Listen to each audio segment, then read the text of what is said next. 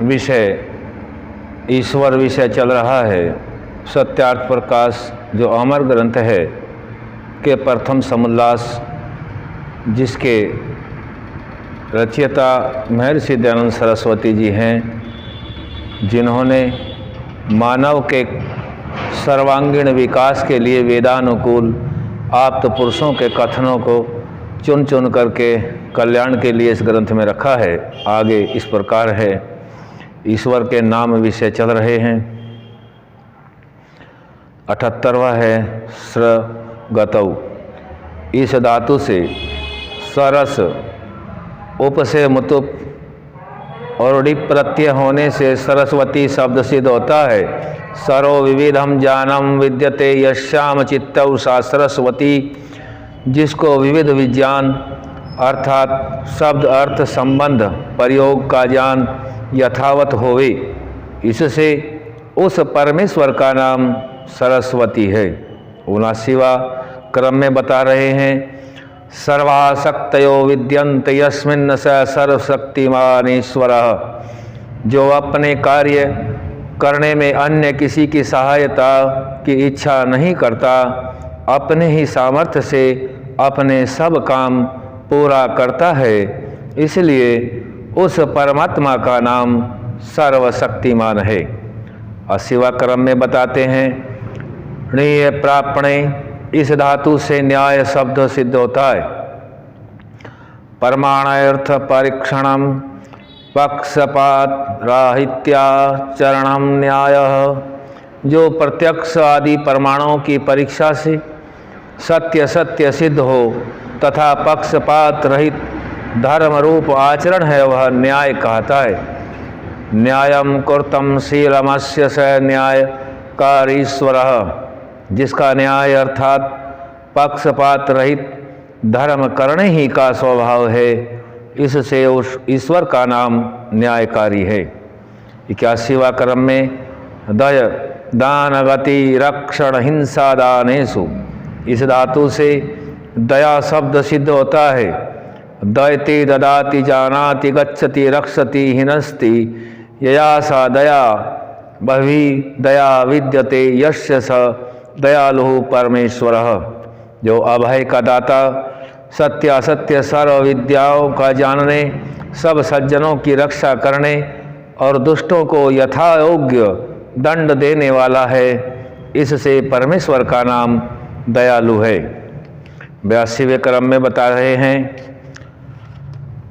द्वयोर्भावो द्वभायामितं साचिताद्वितं वाशैव तदेव वा द्वैतं न विद्यते द्वैतं द्वितीयेश्वर भावो यस्मिनस्तद्वैतम, अर्थात सजातीय विजातीय स्वगत भेद शून्यम ब्रह्म। दो का भेद होना व दोनों से युक्त होना, वह द्विता व द्वित अथवा द्वैत से रहित है। सजातीय, जैसे मनुष्य का सजातीय दूसरा मनुष्य होता है। विजातीय, विजातीय से भिन्न जाति वाला वृक्ष पाषाण आदि स्वगत, अर्थात जैसे शरीर में आँख नाक कान आदि अवयवों का भेद है, वैसे दूसरे स्वजातीय ईश्वर विजातीय ईश्वर व अपने आत्मा में तत्वांतर वस्तुओं से रहित एक परमेश्वर है। इससे परमेश्वर का नाम अद्वैत है। गणयन्ते ये ते गुणा ये गणयन्ति ते गुणा यो गुणेभ्यो निर्गत स निर्गुण ईश्वर स्वरः। जितने सत्व रज तम रूप रस स्पर्श गंध आदि जड़ के गुण अविद्या अल्पज्यता राग द्वेष और अविद्या आदि क्लेश जीव के गुण हैं, उनसे जो पृथक है, इनमें अशब्द अशब्दम स्पर्श मरूप वयम इत्यादि उपनिषदों का प्रमाण है, जो शब्द स्पर्श रूप आदि गुण रहित है। इससे परमात्मा का नाम निर्गुण है। 84वें क्रम में बताते हैं, यो गुणैः स वर्तते स सगुणः। जो सबका ज्ञान, सर्व सुख, पवित्रता, अनंत बल आदि गुणों से युक्त है, इसलिए परमेश्वर का नाम सगुण है। जैसे पृथ्वी गंध आदि गुणों से सगुण और इच्छा आदि गुणों से रहित होने से निर्गुण है, वैसे जगत और जीव के गुणों से पृथक होने से ईश्वर होने से परमेश्वर निर्गुण और सर्वज्ञ आदि गुणों से सहित होने से सगुण है। अर्थात ऐसा कोई भी पदार्थ नहीं है जो सगुणता और निर्गुणता से पृथक हो। जैसे चेतन के गुणों से पृथक होने से जड़ पदार्थ निर्गुण और अपने गुणों से सहित होने से सगुण, वैसे ही जड़ के गुणों से पृथक होने से जीव निर्गुण और इच्छा आदि अपने गुणों से सहित होने से सगुण, ऐसे ही परमेश्वर में भी समझना चाहिए। 85वें क्रम में बताते हैं, अंतर्यंतो नित्यंतुम शीलम यस्य सोयमंतर्यामी।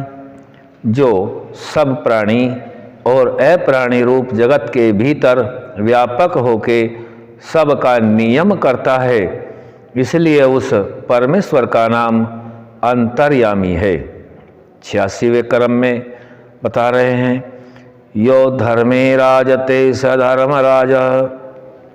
जो धर्म ही में प्रकाशमान और अधर्म से रहित धर्म ही का प्रकाश करता है, इसलिए उस परमेश्वर का नाम धर्मराज है। 87वें क्रम में बता रहे हैं, यम उपरमे। इस धातु से यम शब्द सिद्ध होता है। यह सर्वान् प्राणिनो नियच्छति यह स यमः। जो सब प्राणियों के कर्म फल देने की व्यवस्था करता और सब अन्यायों से पृथक रहता है, इसलिए परमेश्वर का नाम यम है। आज हमने 87वें क्रम तक जाना है। आज यहीं तक रखेंगे, आगे कल। ओम शम।